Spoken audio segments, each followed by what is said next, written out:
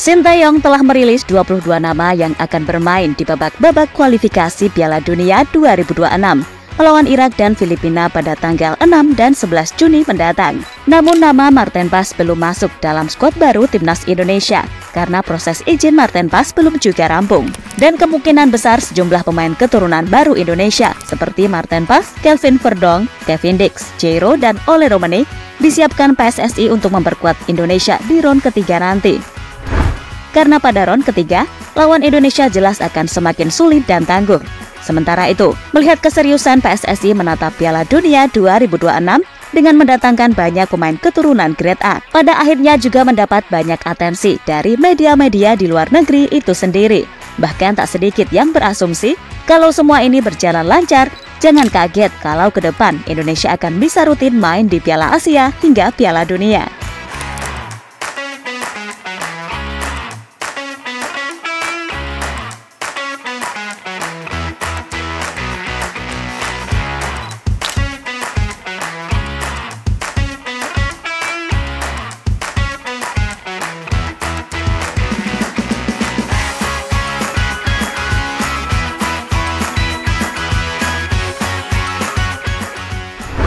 Progres Timnas Indonesia di bawah PSSI saat ini benar-benar banyak diapresiasi.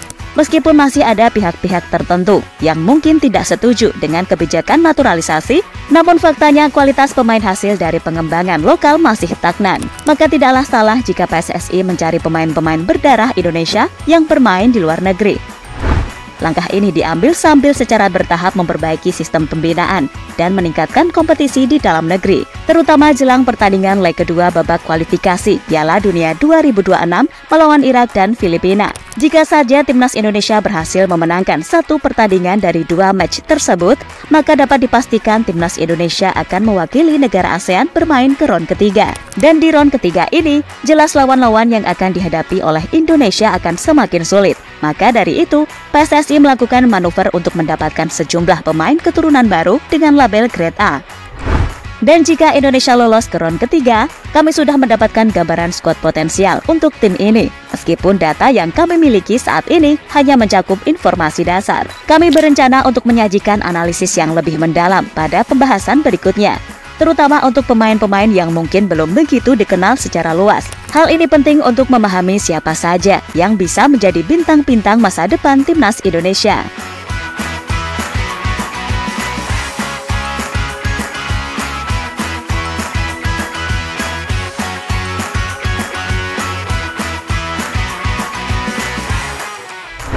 Kita mulai dengan pos penjaga gawang, di mana Marten Pas menonjol sebagai pilihan utama. Kiper yang kini bermain untuk FC Dallas di Major League Soccer ini memiliki tinggi yang ideal, yakni 190 cm. Tak hanya itu saja, pengalamannya menghadapi pemain-pemain kelas dunia seperti Lionel Messi, Luis Suarez, jelas akan membuat lini belakang Timnas Indonesia makin sulit dibobol. Beranjak ke pos bek kanan, kita mengenal Jay Itzes yang telah menunjukkan kualitasnya saat bermain kasta kedua Liga Italia atau Serie B. Bahkan Bang Jay kini memiliki kesempatan besar membawa timnya lolos ke Serie A musim depan. Untuk duet bek tengah, pilihan jatuh pada Mads Hilgers yang bermain di klub Eredivisie 20. Dia memiliki kemampuan yang mumpuni untuk mengisi posisi tersebut. Sementara di pos bek kiri, peran bisa diberikan kepada Justin Hubner yang kini bermain untuk Cerezo Osaka. Kemampuannya jelas tak diragukan lagi, di mana hal itu bisa kita lihat dalam pertandingan Piala Asia U23 di Qatar lalu. Hubner benar-benar menjadi sosok yang paling menonjol. Kemudian untuk tiga gelandang tengah, kita memiliki Tom Hay dan Jairo Redwall. Pengalamannya bermain di kasta tertinggi Eropa jelas tak diragukan lagi. Keduanya adalah sosok jenius yang tepat memimpin serangan Timnas Indonesia. Kemudian fullback kanan akan diisi oleh Kevin Dix. Kemampuannya jelas tak diragukan lagi. Bahkan dia kini berkesempatan besar membawa timnya FC Copenhagen juara kasta tertinggi Liga Denmark. Dan fullback kiri punya dua opsi, yakni Nathan Cho dan juga Kelvin Verdonk yang sebentar lagi melakukan sumpah WNI. Selanjutnya di tiga posisi depan, Ragnar Uratmangun yang dapat bermain di sayap kanan akan bermitra dengan Rafael Struijk di sayap kiri yang juga telah menunjukkan kemampuannya. Mereka akan menjadi penopang untuk Ole Romani yang dikenal karena proses pengurusannya ke Indonesia sebelumnya. Dengan komposisi inti seperti ini, fokus yang harus diperhatikan oleh Sinteyong nantinya adalah kedalaman skuad. sehingga ketika terjadi rotasi pemain, tidak akan terjadi penurunan kualitas yang signifikan.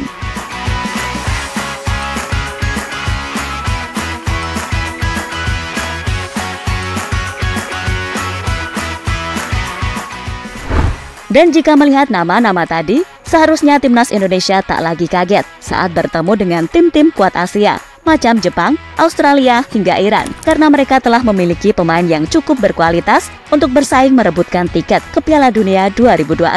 Meski tak lolos Piala Dunia 2026, Indonesia masih memiliki peluang untuk bermain di Piala Dunia berikutnya, yakni 2030, karena Indonesia merekrut banyak pemain keturunan yang rata-rata masih di usia 20 tahun.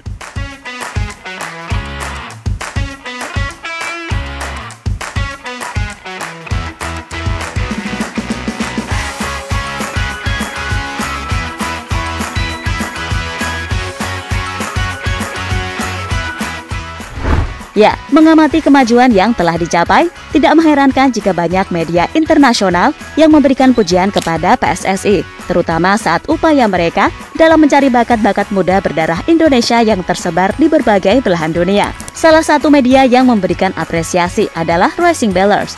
Mereka mengakui langkah-langkah yang diambil oleh PSSI sebagai langkah maju dalam mengembangkan sepak bola Indonesia dan menyoroti potensi besar dari para pemain muda yang telah ditemukan. Di mana media asal Inggris itu menilai jika perkembangan sepak bola di Asia Tenggara, khususnya Indonesia, semakin menarik dan semakin populer. Sepak bola di Asia Tenggara, khususnya Indonesia, sangat besar dan semakin populer setiap tahun.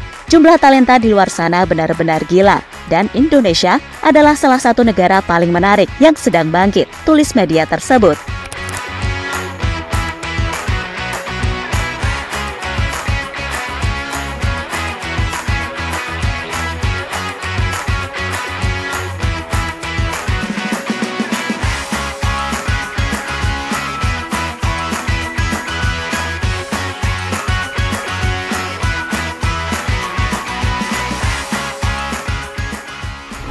Lebih lanjut, media-media yang dikenal karena sering membagikan informasi tentang pemain muda berbakat yang layak menjadi perhatian, menilai bahwa masa depan Indonesia benar-benar cerah, terutama dengan kehadiran pemain-pemain yang tersebar di Eropa. Jangan heran jika dalam beberapa tahun ke depan, Indonesia akan menjadi negara yang sangat rutin berpartisipasi dalam Piala Asia hingga Piala Dunia.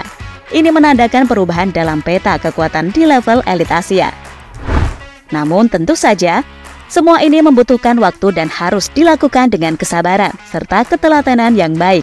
Untuk itu, kita perlu terus berdoa dan memberikan dukungan. Harapan juga terletak pada perbaikan kualitas liga lokal dan sistem pembinaan.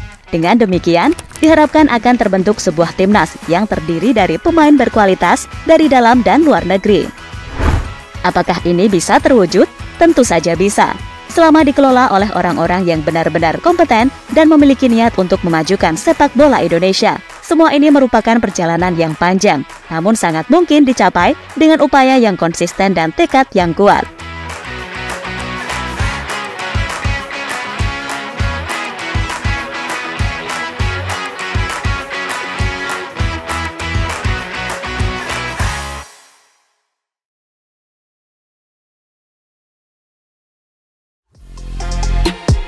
Halo, izin iklan sebentar ya guys. Jadikan ruangmu bernuansa timnas. Temukan beragam poster dinding, sepak bola dan timnas dengan desain menawan, kualitas premium dan harga yang tidak akan menguras kantong. Segera klik link Shopee di deskripsi video ini dan dukung timnas dengan sepenuh hati. Mulai dari dinding rumahmu.